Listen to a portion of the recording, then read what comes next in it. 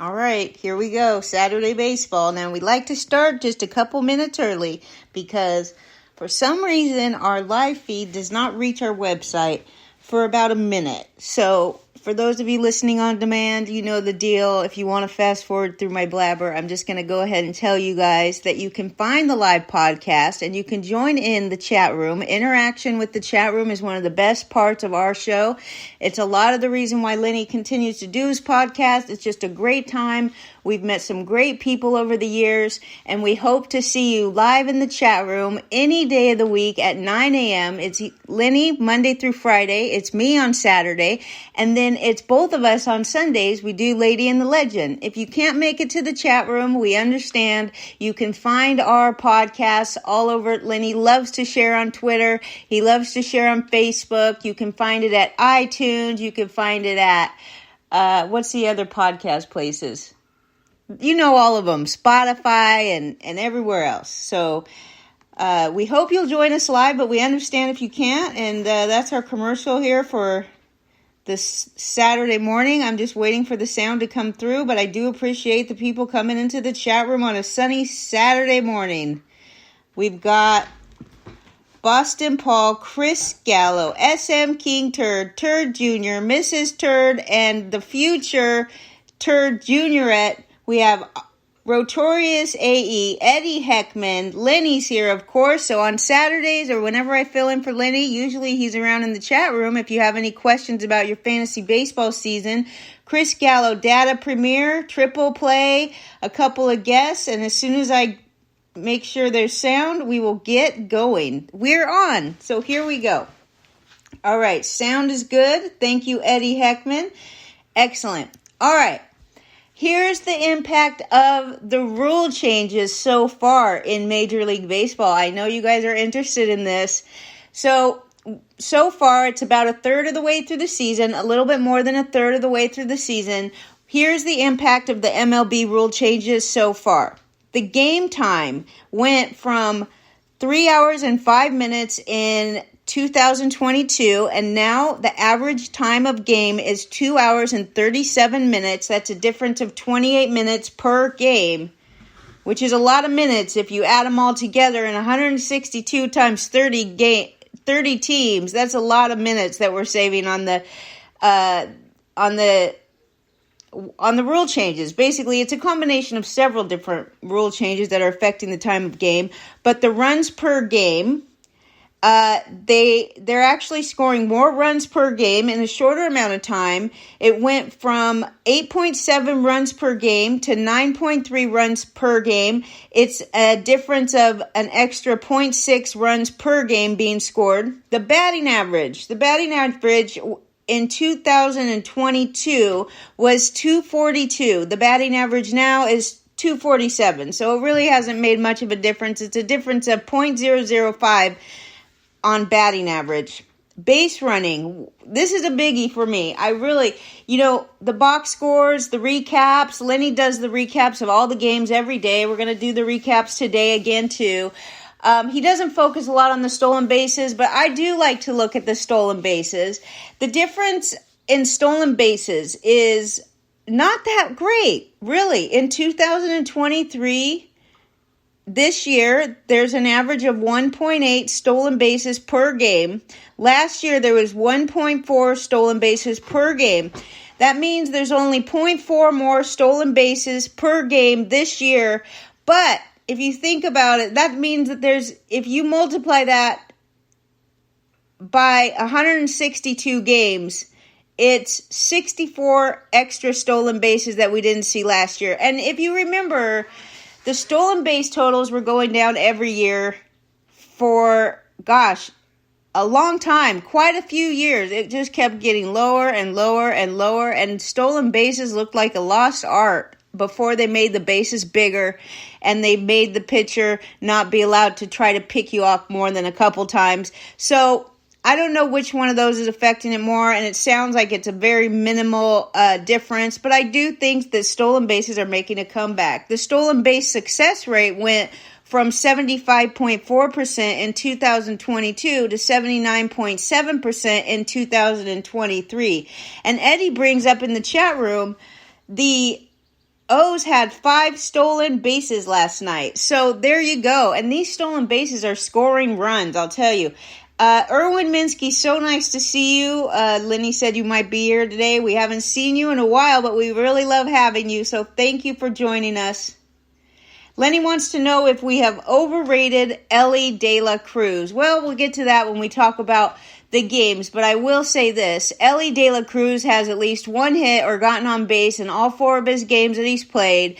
And are we overrating him? Probably. I don't know what you mean by that, but are we expecting too much out of this youngster? Probably. We'll probably be disappointed if he doesn't shoot for the moon, but the guy is doing great, and we shouldn't have high expectations of rookies to begin with. The Rockies will no longer use their closer, Pierce Johnson, as a closer. They've demoted him to the bullpen. The manager, Bud Black, he didn't say a definitive replacement for Pierce Johnson.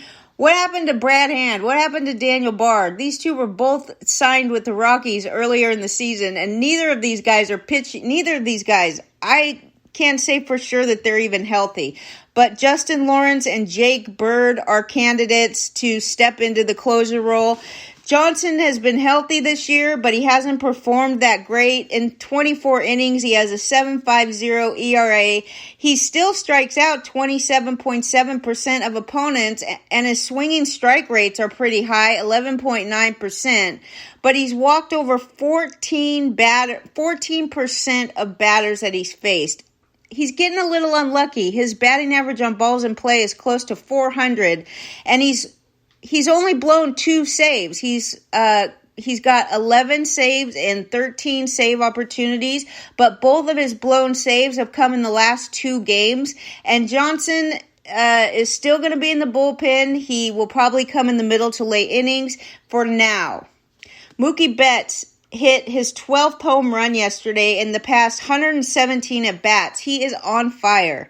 Now, I know this will matter to you, Boston Paul. Yankees prospect Jason Dominguez slugged a 3-run shot, ending a regular season best 5 RBIs down in the minors. So you never know, Jason Dominguez could be on his way up.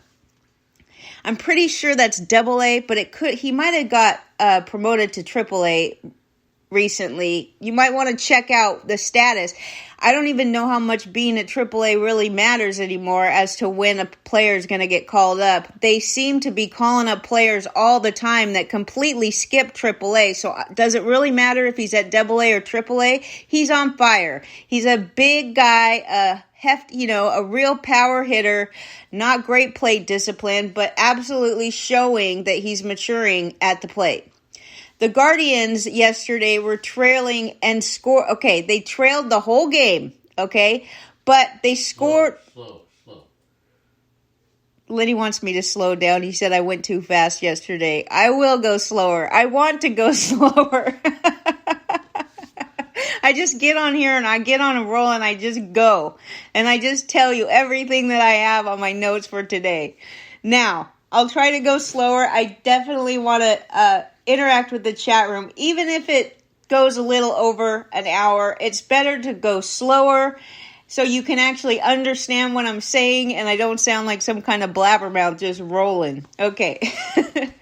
All right. The Cleveland Guardians yesterday, they never were ahead in the game, but they scored to tie in the 7th, 9th, 12th, 13th, and then they went ahead in the 14th inning. They're the only MLB team in the modern era to erase a deficit in 5 separate innings in the 7th inning or later in the same game. That probably came from Sarah Langs.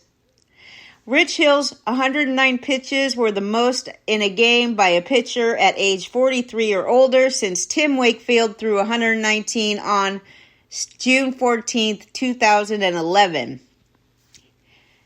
Wait, wasn't he a knuckleballer, Tim Wakefield?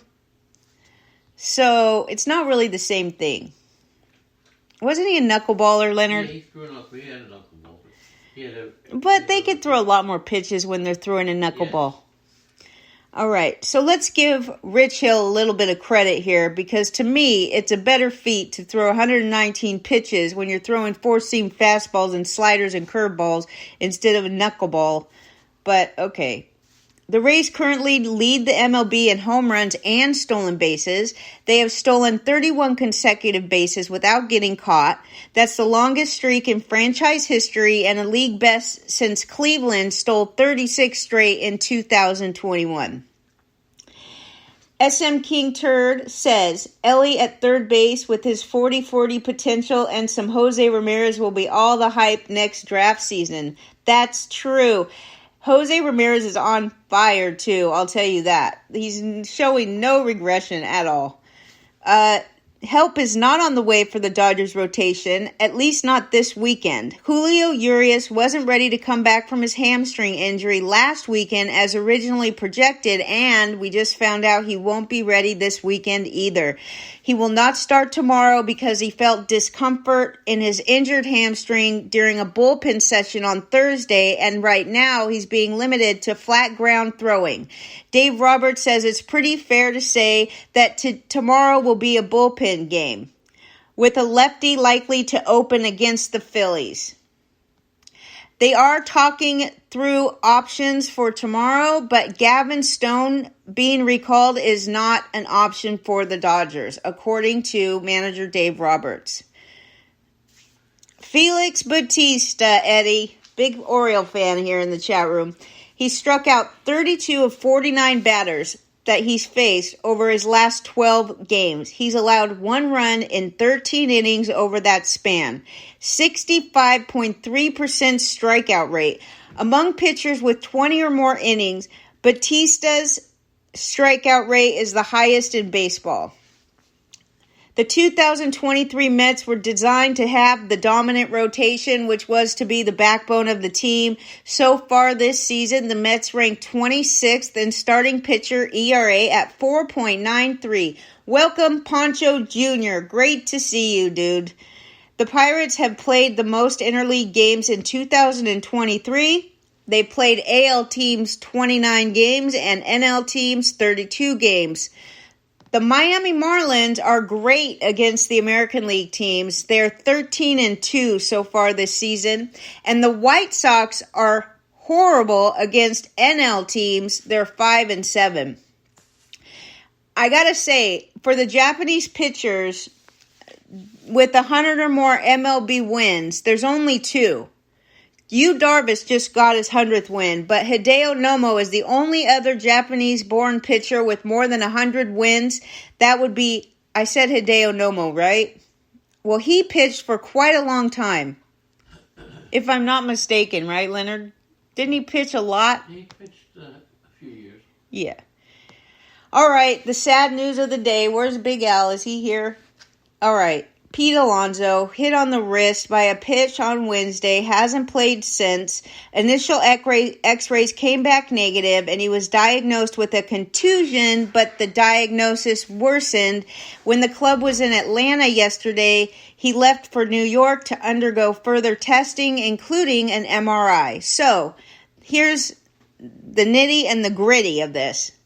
The Mets said it typically takes 3 to 4 weeks for a player to return from this type of injury, which is being called a left wrist bone bruise and sprain. So, you're out for 3 to 4 weeks with Alonso. Now, John Heyman says that Luis Guillorme is likely to take the roster spot of Alonso, and that's true, but remember, Guillorme plays shortstop, not first base, and the guys that played first base yesterday were Mark Canha, who started the game there, and then Vientos came in the middle of the game and took over at first base. So you got Mark Canha and Mark Vientos both playing first base yesterday. These are the two that will likely continue to fill in for Alonso on your fantasy roster. All right, Chris Sale, update from the Red Sox. The imaging indicated a stress reaction in his scapula, the shoulder blade. It's not a surgical case, but of course it requires rest and rehab. They're not even going to reevaluate him for 3 to 4 weeks, and then they'll determine the next steps from there. But they did announce a series of roster moves. Yesterday, outfielder Adam Duvall was reinstated from the 60-day injured list. We'll talk about the other ones when we get to the game recaps. Now let's get started on the games. Right? Hello, Merrill. Great to see you. Big Al on the prowl. I hope you missed the Pete Alonso news because it's no bueno. It's no bueno. Poor Mets, too. I'll just restate a tidbit that I said before you got here. The poor Mets are ranked 26th in ERA in pitching this year. That's horrible considering they gave up DeGrom, but DeGrom, I don't know if that's a good example because they did replace DeGrom with Max Scherzer and Verlander. It's just that it hasn't worked out for the Mets. You're still a Mets fan, though, right? They still have the best food at Citi Field of any ballpark I've been to. They've got everything at Citi Field. All right, let's get started on the games. Great to see you, Merrill, Mitchell, King Turd, Eddie Heckman, Poncho Jr. Great to see you on a Saturday morning. And love Daniel Ferrara here. We're going to be talking about your White Sox in just a few minutes. So let's... 1958. Post 1958. Laura, hello. I can't see all the people. Only if you post in the chat room am I able to see your name. So go ahead and give me a hello and I'll mention your name as we go through. I figured out how to do a split screen on my iPad where I could have the chat room on one side and all my notes on the other side. All right. This is great. Daniel, all you have to do is ride the ferry over to Port Jefferson, Long Island. I will pick you up and we'll go to a game with Laura. She said she wants to go to a game too. So let's all get together, bring your girlfriend, and we'll get going to Citi Field. And I'll show you all the good food. They have everything, okay? Including ribs, pastrami sandwiches, garlic fries, pretzels, everything. They even have a burger named after Fernandez. Hernandez. There's a burger named after Hernandez that has a green chili and cream cheese, and it comes with a Tootsie Roll Pop on the side because he loved Tootsie Roll Pops. All right, Arizona Diamondbacks handed the Detroit Tigers their 7th straight loss, 11-6. Michael Lorenzen, who I love, but I don't love that much for fantasy because he is so streaky. He gave up 6 runs on 7 hits in 6 2/3. At least he gets late into the games. That's progress, my friends. He walked 1 and struck out 3. Yes, they have ribs at Citi Field. They have ribs and everything. Merrill Kelly improved to 7-0 in his last 6 starts, allowing 3 runs on 7 hits and 2 walks in 6 1/3 innings, and he struck out 5. Christian Walker and Emmanuel Rivera led off the 7th with doubles. Corbin Carroll, I say if we're going to give the MVP of any game, it goes to Corbin Carroll, Arizona rookie. Hit his first grand slam in a 7-run 7th inning for his 2nd homer of the 9th. Okay, so for those of you who are counting at home, it was his 13th homer of the season. He also hit a double. He's batting .307. He's the first Arizona rookie with 10 total bases in a game since A.J. Pollock did it in 2013. Jake Rogers homered twice. However, Rogers is the catcher, right? And he homered twice, but he was also called for catcher's interference twice, the second one wiping out a Detroit double play. So he did homer twice, so at least he made up for his catcher's interference twice. But Javier Baez homered also. Zach Short, RBI double, and a 395-foot sacrifice fly. The Tigers activated Kerry Carpenter from the 10-day injured list and optioned utility Tyler Nevin to AAA Toledo. You know, Kerry Carpenter is probably Detroit's best power hitter. He had 4 home runs in 69 at-bats before he went on the injury list April 27th. So if Kerry Carpenter is out there, he will hit some home runs for the Tigers, and he is activated. Another sad thing for the Tigers, I think Akil Baddoo might lead the league in RBIs, but I'm not positive of that. Anyway, sad news for him. He left the game with a quadriceps injury trying to beat out a ground ball in the fourth. And manager Hinch says that Badu was undergoing tests after the game. Stay tuned for Badu update. Tonight you get to see Matthew Boyd against Ryan Nelson. Tampa Bay Rays beat the Texas Rangers 8-3 in a matchup of teams with the best records in the majors. Tampa Bay won its 7th straight game. The Rays are 30-6 at home. It's the best start since the 1998 World Series champion New York Yankees. They also started 30-6. So what does that tell you? Does that tell you that there's a good chance that the Rays are going to the World Series today? All right, what do we have here, Big Al? Thanks, dude. Not supposed to be this way. Can't even make it to the summer till our usual summer collapse. Hey, look at it this way. Great to see you, Tom Johnson. Thanks for coming on this sunny Saturday morning. Big Al, maybe you're just getting the shitstorm out of the way early this year. Think of it that way, you know? It's usually, if you fall apart in the summer, maybe you're just making up for that and you're going to fall apart at the early part of the year. Then you could just... and everything will come together later when Pete Alonso comes back. That's my guess. All right, the announced crowd was 17,447. Tampa Bay started the day averaging 16,961 at home, so they are gaining more fans, but you would think since there's games like the Dodgers games where there's like 45,000 people at the games, that you would think that the Rays would be able to get a crowd there.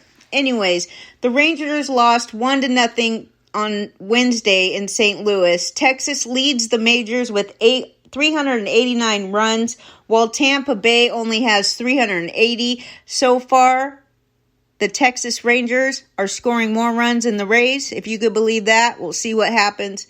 Rays extended their successful stolen base streak to 34. Tyler Glasnow got his first win in 2 years. He gave up 1 run, 1 hit, struck out 6 over 6 innings in his third start this season. Andrew Heaney entered yesterday with a 1.82 ERA in 4 previous road starts, so pull out your DFS handbook. Andrew Heaney on the road is a good idea. He allowed 4 runs and 4 hits in 5 innings. 2 walks for him. Glasnow walked 3. Isaac Paredes homered twice, drove in a career-high 6 runs. He has a team-best 44 RBIs. Can you believe it? Isaac Paredes, the most RBIs on his team, and he's hitting .476 in 8 games against the Rangers. DFS handbook, Isaac Paredes against the Rangers, do it. Leody Taveras had his first multi-homer game. Josh Jung also hit a homer. Harold Ramirez and Randy Arozarena pulled off a double steal.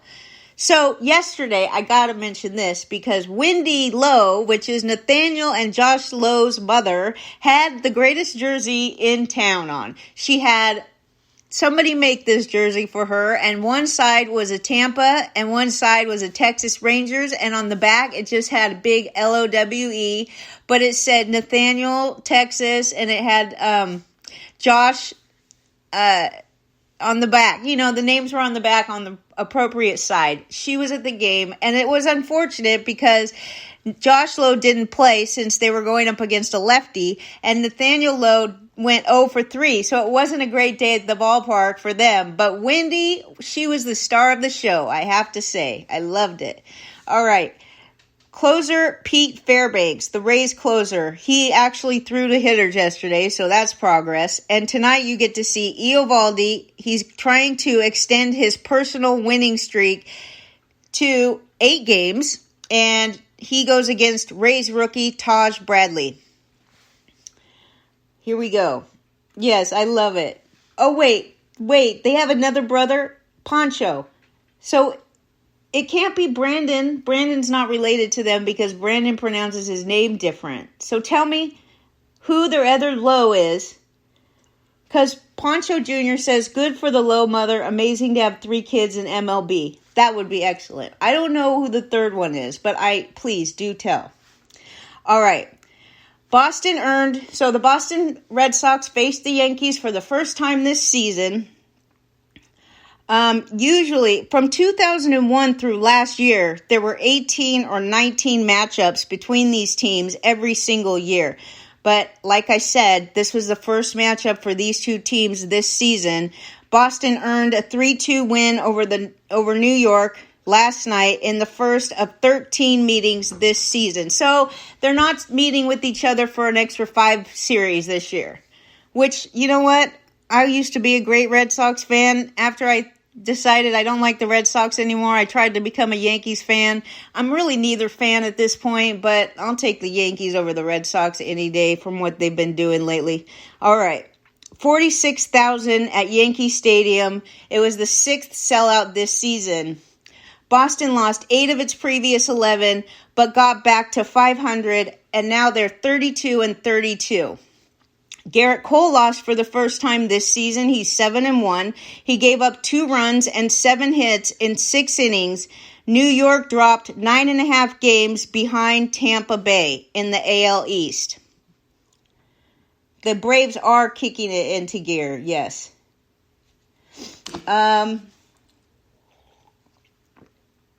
Excuse me, I have to have a sip of coffee.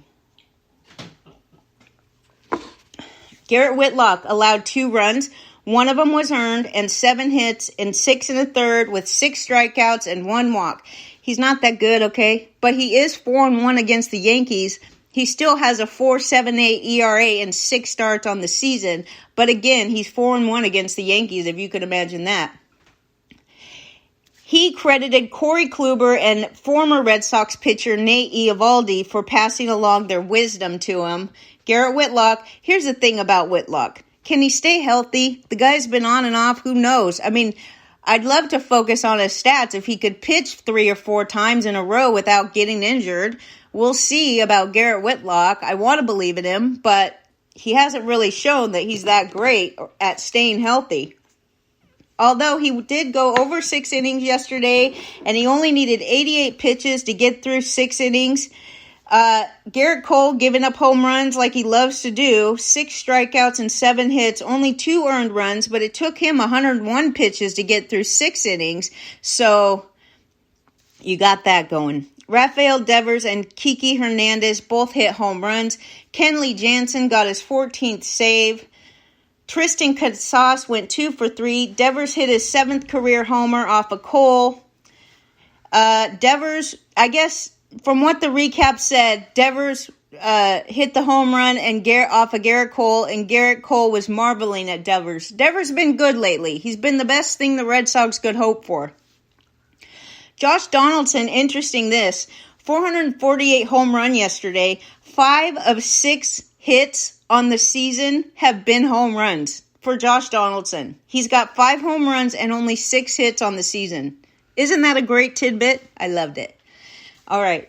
It was 6 home run for Kiki Hernandez. Isaiah Kiner-Falefa singled, stole second, and took third when Connor Wong's throw bounced into center for an error and came home on a wild pitch. So Isaiah Kiner-Falefa speeding around the bases, doing what he has to do to score. Now, Anthony Volpe is 10 for his last 67. Not great for Volpe, but I think he's won the hearts and minds of the Yankees fans, so we'll give him a break. Also, Anthony Rizzo, who started the season excellent, he's hitless in 16 at-bats since returning from his neck injury. It makes you wonder if maybe they brought him back too early because he hasn't hit anything since he came back. Yesterday, Adam Duvall went 0 for 3 with a walk in his first game since April 9th. I really kind of need this guy. I know I shouldn't say I need Adam Duvall for my fantasy team because you basically got Adam Duvall for very cheap, and you can't really rely on anybody like this to pump up your roster, but I do need him. I need him to start doing what he does, which is hit home runs. Alex Verdugo went 2 for 5 after he was done being punished for not hustling. Hey, I'm all about punishing a player for not hustling, but this went a little too far. They didn't play him they took him out of the game on Wednesday because he didn't hustle, and they didn't play him again till yesterday. I just felt like, wow, that was pretty harsh since Alex Verdugo has been having a good season, right? I mean, it's not like he's bad for the lineup, but again, I'm not against punishing players for not hustling. All right, Chris Sale was moved to the 60-day injured list. We told you he's going to be out until at least August. Greg Allen will be sidelined. This is the Yankees outfielder. He's going to be sidelined for 6 to 8 weeks, according to Aaron Boone. He strained his right hip flexor on June 2nd.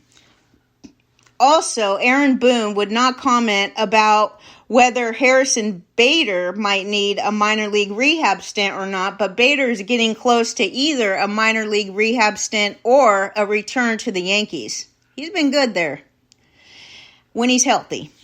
Tonight you get to see Tanner Houck against Domingo Germán. Germán is pitching on 5 days rest. I don't know why that's a necessary comment to make, but that's that. You got Baltimore Orioles. Here we go, Eddie, your favorite. They beat the Royals. Is Stardog here? He's a Royals fan. Oh, another tidbit. Devers only has 9 hits versus Cole in his entire career. 7 are home runs. Wow, that's a great tidbit. I want to say that again. Devers only has 9 total hits against Garrett Cole in his entire career. 7 of the 9 hits are home runs. That's a good tidbit. All right.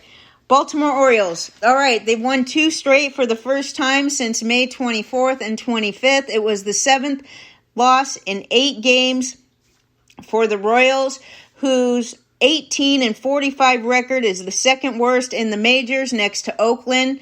Tyler Wells took a 3-hitter into the 7th inning. He allowed 2 runs and 5 hits over 6 2/3 innings. He struck out 4 and he walked 1. Daniel Lynch gave up 3 runs and 8 hits in 6 innings. In fact, Daniel Lynch allowed Austin Hayes to hit a home run on the very first pitch he threw. Austin Hayes also hit a double and scored. So Daniel Lynch, 88 pitches, 6 innings. Both of these guys win 6 innings. Tyler Wells, 6 innings. We like it. He's 5-2 on the season. That's good. Gunnar Henderson had 3 hits, stole 2 bases, and scored a run. And Felix Bautista, the king of the closers, he got his 17th save yesterday. Now, Vinny Pasquantino left the game with shoulder soreness, and they say we're going to have to see how he bounces back after some treatments. Ryan Mountcastle missed a second straight game with an illness, and manager Brandon Hyde said he's just not feeling that great. So he should not any concerning injury, right? He said he just is not feeling that good. He'll probably be back in the lineup today or tomorrow. We'll see. But no injury to speak of. Tonight you get to see Brady Singer against Cole Irvin. Here we go. The Phillies. Lenny wants to ask Tom Johnson if the Pirates are done. Tom Johnson is a Pirates fan, so that's why. Now, Grayson. So King Turd wants to talk about Grayson Rodriguez. He had a solid start last night in AAA. Thanks for the update. We tend to forget about what they're doing when they get sent down. And this guy, Grayson was the cream of the crop for fantasy rookie lovers going into this season. We got to have a little faith. You can't just love rookies and draft them like crazy in prospects and then give up on them just because they have a rocky road for a minute. The Phillies beat the Dodgers yesterday 5-4 for their season-high 6th straight win. So the Phillies now are finally pulling within a game of 500 on the season. The Dodgers entered the game leading the National League in runs, homers, and extra base hits. The Dodgers have dropped 5 of 6. Ranger Suarez retired his final 9 batters. He struck out 5, 1 run, 4 hits, 8 strikeouts, and 2 walks in 6 innings. Now, the Dodgers reliever started the game, Victor Gonzalez. He faced the first 3 Phillies in order, and then Michael Grove came in and pitched 4 innings and gave up 4 runs on 7 hits. Kyle Schwarber loves the month of June, right? He loves June. Kyle Schwarber, tie-breaking home run, 2 outs in the ninth. It's his 17th home run on the season. But last year, he hit 12 homers in 27 games in June and now has 4 homers in 8 games this month. I think it's a well-known secret, right, in fantasy, how much this guy loves June. If you're going to get Kyle Schwarber, actually, what you do, this is how you work it. You draft Kyle Schwarber, and then after the month of June, when he's just red hot, you trade this guy like the last day of June. You get rid of him, okay? Because not only does Kyle Schwarber pound home runs all June, but Kyle Schwarber strikes out more than any other batter in baseball. So while his home runs will help your team, his batting average will crush you. He doesn't hit above the Mendoza line hardly. That's probably an exaggeration, but that's the plan with Kyle Schwarber. He's pulled this every year since I can remember him playing. In June, he crushes it. You keep him, and then you sell him at the end of June to the highest bidder, and then you get rid of because his batting average is going to hurt you. I don't care. His month is the month of June, and he's already hit 4 homers this month. So just mark my words, trade Kyle Schwarber before the end of June, and you're going to love me. Nick Castellanos, Bryce Harper, and Trey Turner, they all drove in runs yesterday. Freeman hit a home run. Now, Jose Alvarado, I know a lot of you are fans of Jose Alvarado as the closer in Philly. He was activated before the game yesterday. He pitched a scoreless 8th, didn't come in for the 9th, but that's the way it is. You know he's going to get some saves going forward. Tonight you get to see Bobby Miller against Aaron Nola. Bobby Miller, 2-0, a 1.06 ERA for the Dodgers. Pirates sent New York to a 7th straight loss with a 14-7 victory. The Mets' 7-game losing streak is its longest since it dropped 7 straight in 2019. Rich Hill worked 7 innings for his 2nd straight victory. I cannot believe my Dynasty League, where I'm stuck with Rich Hill, Patrick Corbin, and some other clowns.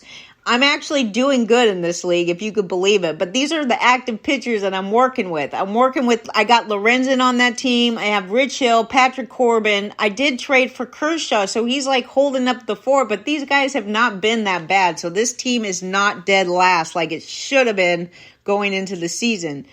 He's 43 years old. He gave up 2 runs on 7 hits, 2 walks, 6 strikeouts. The most pitches by a Pirate since 2012, okay? 119 pitches. Are you kidding me? That's why I say, let these people pitch. Good grief.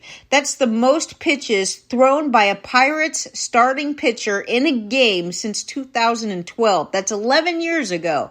That's how much they baby these guys. Ke'Bryan Hayes tied a career high with 5 hits and 4 RBIs. Now, remember last Saturday when I told you that Hayes got dropped down to 7th in the batting order because he was stinking? He was batting like 220. So they decided to drop him to 7th, and he went home that weekend, and he just started poring over video. And then what did he do when he was looking at the video? He probably had somebody watching it with him that knows what they're doing, like a batting coach. He went to the cage, and he just started swinging and swinging and swinging, and he made a couple adjustments. One of the adjustments was a slight tweak in his stance, but another tweak that he made was he said he needed to come up to the plate ready to hit the ball, and that's what he's been doing. He is batting .558. He's 19 for 34 with 11 RBIs during his 8-game hitting streak that began when he was briefly dropped to 7th in the order. It is now, his batting average on the season went from 220 to 266 and rising. Ke'Bryan Hayes might have figured it out. That's great. I love when I see that. Hard work, and then you get results. Jack Suwinski, 3 for 4 with his 12th home run of the season. Carlos Santana, 2 hits. SM King Turd says he would really love to see Harper playing some first base soon so he could get eligibility at first base. I agree, right? I agree. Let's see what else we got going on. Lady and the Legend tomorrow, 9 a.m. Eddie wishes it would be at noon. I know it actually runs over church sometimes, and we apologize for that, but we decided 9 a.m. is the best because then we could just say every day at 9 o'clock in our chat room, and it's easier that way. So we try to get more people to come and interact with our chat room, guys. Josh Palacios had 2 hits. Andrew McCutchen singled yesterday. Let me tell you this. Andrew McCutchen, his 1999th career hit yesterday. He's going for hit 2,000 starting today, which he'll probably get it. Lindor hit his 12th home run. Starling Marte singled twice. And I'm not going to go through all the details here, but let me just put it in a nutshell for you. Lindor was horrible in the field. The rest of these Mets were horrible defensively. There was a lot of mistakes that caused this loss yesterday. It is not all about the hitting. I sit here and I tell you the stats. Starling Marte singled twice. But the loser of this game was the Mets defense. Right, Big Al? Vince Velasquez underwent surgery to repair a ligament in his right elbow, and he is out for the season. And tonight, when we see Andrew McCutchen going for his 2,000th hit, we also get to see Johan Oviedo against Kodai Senga. The Minnesota Twins beat the Blue Jays yesterday, snapping a season-high 5-game losing streak. The Twins totaled 7 runs in their previous 6 games. The Twins have won 12 of their past 16 games at Toronto. That's pretty good. Kikuchi, Lenny's favorite pitcher, 2 runs and 4 hits in 5 innings. He walked 1 and struck out 4. Sonny Gray, gave up 1 run and 5 hits in 5 innings, walking 2 and striking out 5. Kikuchi not having a bad season, although his ERA is 4.34. Still, he's doing way better than I thought, okay? And most of you probably too. We thought Lenny was crazy when he was talking up Kikuchi. Although I remember a couple years ago thinking that Kikuchi had the talent to be a decent pitcher, but he was so bad the next couple years that I gave up on thinking that. Anyway, he's back. Michael A. Taylor hit a 2-run homer in the 5th and a go-ahead sacrifice fly in the 10th, the 9th home run of the season, and his 2nd in 2 games. Michael A. Taylor. I used to call him Michael A. Failure, but he's not anymore. Actually, Michael Taylor generated all the scoring for the Twins. The Blue Jays' Kevin Kiermaier left Thursday's game against Houston when he was hit on his wrist by a pitch, and he didn't start yesterday, but he came on to be the automatic runner in the 10th. Royce Lewis went 4 for 4 with 4 singles, the first 4-hit game of his career. The Blue Jays cut Anthony Bass Friday, one day after the reliever said he didn't think an anti-LGBTQ plus social media post he shared last month was hateful. That's what it says in the game recaps. And I wasn't going to comment on this because honestly, Anthony Bass stats, that would have been enough reason to cut him without even raising any eyebrows. Okay? But since they're proud of firing people who don't agree with them, I feel like the door is open here for some comment about Anthony Bass. He wasn't actually anti-LGBTQ in his post on Instagram at all. All he said is that he supports boycotts of companies pushing this ideology on children. So Target has lost $20 billion in market value since they started selling trans clothes to kids a few weeks ago, so he's not alone in his beliefs. The Blue Jays made him attend anti-discrimination and harassment classes and then forced him to apologize to the public, which, by the way, you should never do because the bullies won't forgive you and you won't forgive yourself for not staying true to your beliefs. They still fired him. The Red Sox did the same thing to a pitcher yesterday over an insensitive tweet 3 years ago. These are the people that preach about tolerance and inclusiveness, yet they are not only intolerant, but they're out to destroy anyone who gets in their way. Okay. So, I know this from firsthand experience, and I'm expected to shut my mouth or they fire, shame, and destroy me. But the truth is, nobody I know, including myself, has a problem with whatever you choose to do in your own bedroom as an adult. But this is being pushed on our children in a disgusting way from every direction. Parents are going to fight back, and when the impact of these actions plays out over the next 10 years, I think these people will be on the wrong side of history. Toronto activated Mitch White off the 60-day injured list. Joe Ryan starts today against Bowden Francis.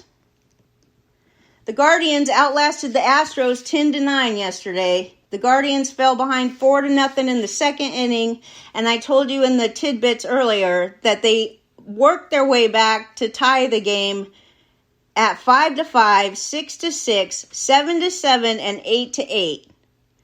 But Houston pushed back ahead by 1 run each inning. It was an interesting game and a very exciting game for anybody that was there. The Guardians played their major league high 30th one-run game. It was 4 hours and 13 minutes, but it went into 14 innings. So it was the longest game of the season for both teams. And Christian Javier won 5 straight starts, but he tied a season high with 4 runs allowed over 5 innings, struck out 2, which was his fewest strikeouts in an outing since 2021. Jose Ramirez, he's on fire right now. Solo home run in the 7th gave him 4 home runs in a 2-game span. Ramirez went 3 for 4 yesterday with 2 runs and 3 walks. He's the first Cleveland player with 4 homers and 5 extra base hits over 2 innings.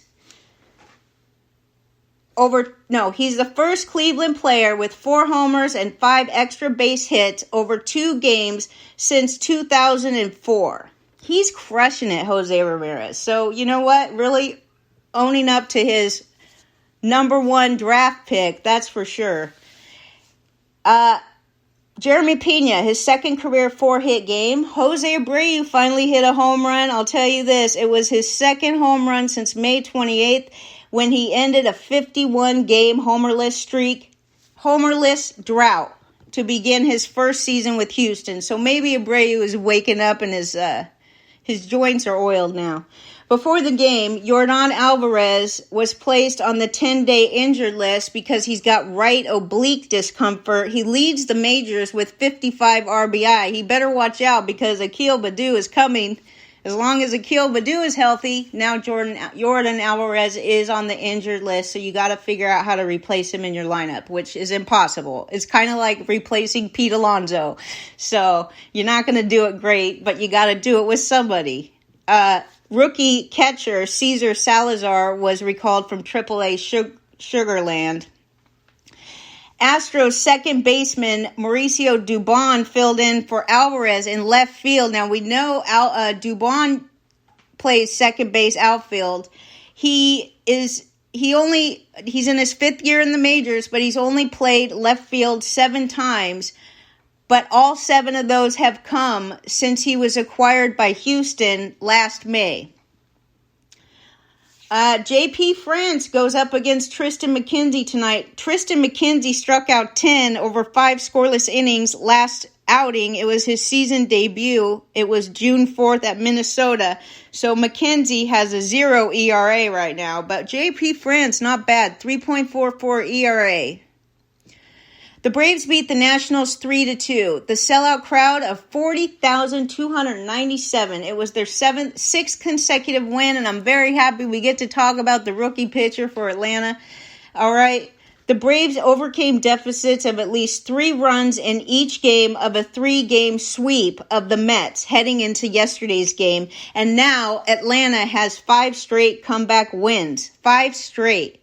The Nationals, on the other hand, they've lost 5 straight and 8 of 10, despite a strong start from Josiah Gray, who overcame 4 walks and 4 wild pitches to allow only 1 run. Gray gave up only 2 hits and had 6 strikeouts in 5 innings. Here we go with my friend A.J. Smith-Shawver. This guy's great. A 20-year-old right-handed youngster. He did not allow any earned runs in 5 1/3 innings, making his first major league start less than 2 years after his professional debut. He allowed 3 hits and 2 unearned runs, but if you got to see him in action, you would appreciate him just that much more. Kirby Yates pitched a perfect 8th. Raciel Iglesias finished for his 9th save. Lane Thomas scored all the Washington Nationals runs yesterday. He singled, stole second, and scored. He was 1 for 4 with 2 runs scored. Joey Meneses, he hit a double and got an RBI. He hit Thomas in, right? So he actually has 31 RBI on the season, Joey Meneses. So he's not so much of a bust like Lenny thought he would be, but he's not so much of a home run guy like Paul thought he would be. He's kind of right in the middle of these two guys' expectations. Victor Robles began his injury rehabilitation at AAA Rochester, so he's going to be limited to 4 or 5 innings. Now, Robles has been on the injured list since May 7th, but the management says he must play repeated 9-inning games in the minors before he returns. So right now he's limited to 4 or 5 innings. When you start seeing him play 9-inning games down in the minors, then you know he's almost ready to come up and be activated. Max Fried and Dylan Lee, Braves pitchers here, throwing long toss, but have not been scheduled to throw up a mound, which is great for this youngster, A.J. Smith-Shawver. He's great. I like him. King Turd likes him too. He drew my attention to this kid, and I like him. Mackenzie Gore will look for his second win of the season over Atlanta when Washington Nationals face Jared Schuster tonight. The White Sox beat the Marlins 2-1. All right, here we go, Daniel. The Marlins had won a season-high 6 in a row. The White Sox opened the weekend series on a winning note after taking 2 of 3 from the Yankees in New York. Even though they were 2 for 12 with runners in scoring position, they still beat the Yankees. The rookie Yuri Perez, he went 5 innings, 1 run, 5 hits, struck out 6, and walked 2 in his 6th major league start. But Dylan Cease, he threw 6 strong innings, gave up 1 run and 4 hits, struck out 7, and walked 2. Liam Hendriks got the win yesterday. He pitched a 1-2-3 9th inning, and nobody got a save. So look at that. He comes in the 9th inning. Liam Hendriks is back. Whoop-de-doo. So tell me in the chat room, do you guys think that Liam Hendriks' return boosted the White Sox? Because it seems, and I'm not positive about exactly when it started winning, but it seems to really coincide with Liam Hendriks' return, and sometimes a team can really get some motivation from stuff like this. It's great. I mean, the fans love it. They love his story. They're doing great things for charity, for cancer, for, finding cures and doing medical research. All the teams this is one beautiful thing about baseball that I absolutely love. But Liam Hendriks' return to the White Sox could have started this momentum for the White Sox, and I sure hope it lasts. Yasmani Grandal homered. He had 3 hits. He broke out of a 5 for 41 slump with his 5th homer of the season. The Marlins' Joey Wendle, what a disappointment this guy is. Now, you don't expect a lot from Joey Wendle going into the season. I mean, really, you're going to get a handful of homers and a handful of steals, but the best thing about him late in drafts is that he is great for position eligibility, which is dwindling, by the way. He did hit his first homer of the season yesterday. Jazz Chisholm, we're all waiting for the turf toe to go away. When Lenny first said turf toe, I really thought he was kidding. I thought he was making a joke, but he's not. He's doing rehab with the team, so that's good. Johnny Cueto is scheduled to pitch 3 innings for Double-A tomorrow. Trevor Rogers, they wonder what's going to happen when Trevor Rogers comes back. Well, we don't have to figure it out today because he was supposed to pitch yesterday at AAA Jacksonville, but the game was postponed. So he'll be on doing that soon. Anyway, the answer to that question about the Miami rotation, I do think they're going to go with 6 men because there's a lot of youngsters. As Turd pointed out, there's a lot of youngsters on in this rotation that need to have their innings limited, and will probably. Now, here's an update on the infamous Eloy. Poor guy. Now, this is what they say. The manager says that Eloy is expected to miss 3 to 5 games. But he admitted that during this doubleheader on Thursday that Eloy was experiencing some discomfort right below his calf in the opener. And then in the second game that day, he tweaked it. So instead of sitting out, which no player is going to do, just because they have discomfort, no player is going to sit out for that. But maybe Eloy should pay attention to this stuff, because when you're out there playing on a sore ankle, if it's right below your calf, it has to be considered your ankle. Then he goes out there and he tweaks it when maybe he should have just, I don't know. Either way, I'm not blaming Eloy. I'm just saying, Eloy's constantly hurt. Maybe he should wear a brace or something on every part of his body. All right. Okay. All right.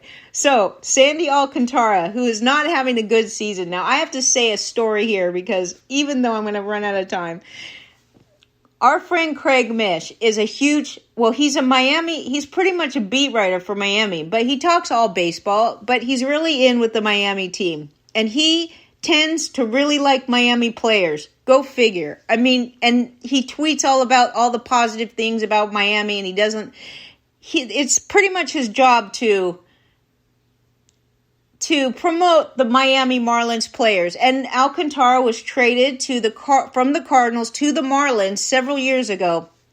And Lenny and I had an argument about Alcantara in Arizona Fall League, because he was throwing like 100 miles an hour, but he always threw it the same spot. He always threw it right over the plate. I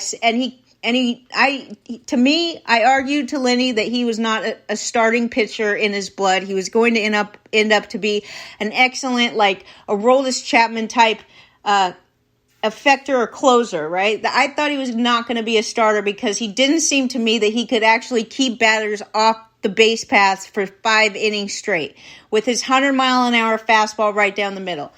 Lenny argued with me. Then I got into a huge thing with Craig Mish, because I called out Alcantara's walks one year on Twitter. And he was like, no. You know, he was mad because he said that they're going to see that he follows me on Twitter, and they're going to be mad at him for dogging on the players. But that's what I do. That's what I'm supposed to do. I'm supposed to call out the bad and call out the good too.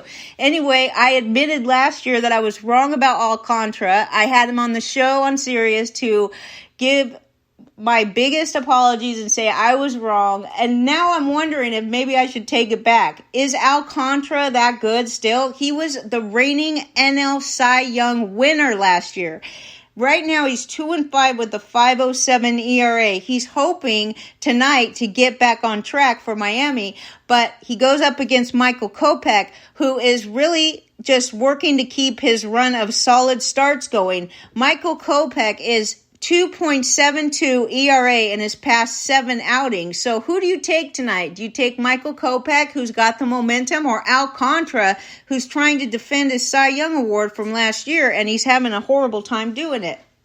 Now, the Oakland Athletics beat the Milwaukee Brewers yesterday for their first 3-game winning streak of the season. The A's entered the day having put together the worst 64-game start by any team since 1982, but they've won their last 3 games by a combined score of 25-9, and all of those wins have come away from home.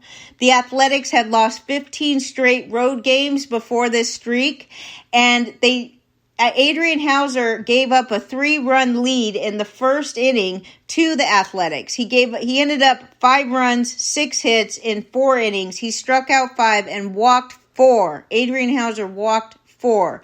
Oakland actually had a bullpen game yesterday. They gave the ball to left-hander Sam Mull in his first start out of 100 career appearances. But is it really a start when he only pitched 1 inning? Because then Luis Medina came in, who's 1-5, allowed 2 runs over the next 5 innings, which is not so bad. Ramon Laureano hit a 2-run triple. Jonah Bride also drove in a pair of runs. Esteury Ruiz, Major League leading 30th steal yesterday. Even though he hasn't been hitting great the past couple weeks, he's stealing bases like crazy. Trevor May, second save in 4. So how do you feel if you have Trevor May on your fantasy team, right? I mean, this guy, there's no possibility to get a save when your team never wins. I mean, it's one thing to have a guy that gets saves on a bad team, but when you have a team like Oakland, this guy's only had 4 opportunities for a save. I wonder how often he even gets to pitch, Trevor May. Holy moly, they never have a chance for a save. Does he still get, I guess he probably gets exercise. Anyway, I need to get going. We're almost done. Couple more games left. I hope you stick with me. The Cardinals beat the Reds 7-4. St. Louis has won 2 straight after dropping 5 in a row, and Jordan Montgomery pitched 6 scoreless innings. Montgomery allowed 3 hits and struck out 6 to win for the first time since April 8th. The Cardinals lost. Before this game, the Cardinals had lost Montgomery's previous 10 starts. Ben Lively allowed 7 runs on 10 hits in 6 2/3, and Cincinnati lost for the 6th time in the last 8 games. Jordan Walker, we all love him. We all remember him. He homered and had a career-best 3 hits last night, his 4th homer of the season. Nolan Gorman and Arenado, both Nolans, homered yesterday. Arenado, it was his 11th. Giovanni Gallegos got his 8th save in 10 chances. And Ellie De La Cruz, an infield single in the 9th, and I told you this earlier, he has at least 1 hit in each of his first 4 Major League games. Graham Ashcraft, 15-day injured list. They recalled Ricky Karcher and Joel Kuno from AAA. Will Myers started in right field for He started in right field for AAA Louisville, and he went 0 for 3 to begin his rehab assignment yesterday. Dylan Carlson activated from the 10-day injured list, and then optioned Juan Yepes to AAA Memphis. So Dylan Carlson back in action. Tonight you get to see Andrew Abbott. He's going to make his 2nd Major League appearance for the Reds, and he's going against Miles Mikolas today. I'm so excited for the Padres today. This is a great way to end. I think this is the second to the last game. I'm sorry for going over. I probably should have narrowed down my things, but I'd rather go over in time than talk too fast. So that's what I'm doing. The Padres beat the Rockies 9-6. Manny Machado, Fernando Tatis, Gary Sanchez, Trent Grisham, and Brandon Dixon all hit home runs yesterday, and the Padres won consecutive games for the first time since May 25th. The loss was Colorado's 5th in a row, its 2nd longest drought of the season, and its 9th in 11 games. The Rockies have now lost 14 of their past 15 games against NL West teams. Get your DFS handbook out for that. The Rockies stink against their own division, including each team 8 straight. Starting pitcher Austin Gomber took the loss for the Rockies. He gave up 7 earned runs and 11 hits, including 3 home runs over 4 innings. He struggled with his fastball. All 3 of the home runs that he gave up came on four-seam fastballs. Over his past 5 starts, he has given up 23 earned runs in 20 2/3 innings. Yu Darvish, a 100th career win yesterday. After allowing 4 earned runs on 5 hits, he struck out 6 and walked 4 in 5 1/3 innings, but he was backed up by those 5 home runs from the Padres hitters. Jake Cronenworth had his 2nd consecutive 3-hit game. He was batting .198 in his first 60 games of the season. Xander Bogaerts missed the past 4 games because he had soreness in his left wrist. He had 2 runs and 2 hits, including his first double since May 14th. Machado's 2-run homer was his first since May 9th. Tatis hit a 425-foot solo shot for his team-leading 12th of the season. Gary Sanchez 2-run homer was his 5th since joining San Diego on May 30th. Sanchez on fire, saving the day. Dixon's homer was his second of the season, and Josh Hader picked up his 14th save. This team is going to be on a tear from now on. They've got all their good players back. I'm telling you, watch the Padres go up the ranks. It's coming. The Padres are coming. Mike Moustakas, 2 hits, including a 441-foot 2-run home run. Tonight you get to see Ryan Weathers against Kyle Freeland. The Angels beat the Mariners 5-4, and the Mariners, they've dropped 5 of their last 6, and the Angels extended their winning streak to 5 games. Ohtani, the star of the game, homered and had 3 hits. He didn't factor into the decision after allowing 3 runs in 5 innings. It was the 7th time and second this season he has homered in a game where he's also pitched. Ohtani has also hit safely in the past 6 games and is 11 for 24 during that stretch. It was Ohtani's 4th 3-hit game this season when he has been on the mound. That is the most by a pitcher since Warren Spahn did it 5 times in 1958 for the Braves. Luis Castillo tied a season high with 10 strikeouts but fell 0-3 on the road. Mickey Moniak hit the go-ahead 2-run homer after he struck out his first 2 at-bats. 2 of Moniak's 5 homers this season have ended up being the game-winning hit. Jacob Webb got the win, and Carlos Estevez got his 17th save. Unbelievable that Estevez has more saves than Josh Hader, right? Jarred Kelenic and Mike Ford also homered. Mike Ford was 1 for 13 before that home run. I'm telling you, the Padres are coming. Ben Joyce left during the 6th inning due to right hand irritation, and Gio Urshela was scratched from the lineup due to lower back tightness. And tonight you get to see Brian Wu against Patrick Sandoval. This is the last game, I promise. The Cubbies beat the Giants yesterday 3-2 to snap a 4-game losing streak. The Giants had their 3-game winning streak snapped. San Francisco has allowed 5 or fewer runs in 15 straight games against the Cubbies, the Giants' longest such run since also limiting them to 5 or fewer in 16 consecutive matchups. The Cubs improved to 8-7 against the NL West. Marcus Stroman's 5th straight winning start. He has won each time out since May 14th. He allowed 2 runs on 6 hits over 6 2/3, struck out 5. He still walked 4 though. He doesn't usually walk that many. He leads the team with 14 starts this season. Anthony DeSclafani, 6 innings pitched, 2 earned runs, 3 hits, and 2 strikeouts. It's a good outing by Anthony DeSclafani. I still like him for where you had to draft him, very much. Him and Eflin are my 2 favorite pitchers this year. We'll see if they can continue. Thairo Estrada had an RBI double off of Stroman. Jock Peterson had 4 singles against his former club. Adbert Alzolay got his 3rd save. The Giants' 3rd baseman J.D. Davis was a late scratch with right hip tightness. Casey Schmidt replaced him. Catcher Joey Bart was in San Francisco to test his strained left groin. He will be evaluated further. And Alex Wood threw off a mound, and Ross Stripling is scheduled for a bullpen session perhaps as soon as tomorrow. The Cubbies recalled infielder Nick Madrigal from AAA Iowa. Madrigal started at second and led off, okay? He went 0 for 3 with a walk and a strikeout, but the point there is that he led off.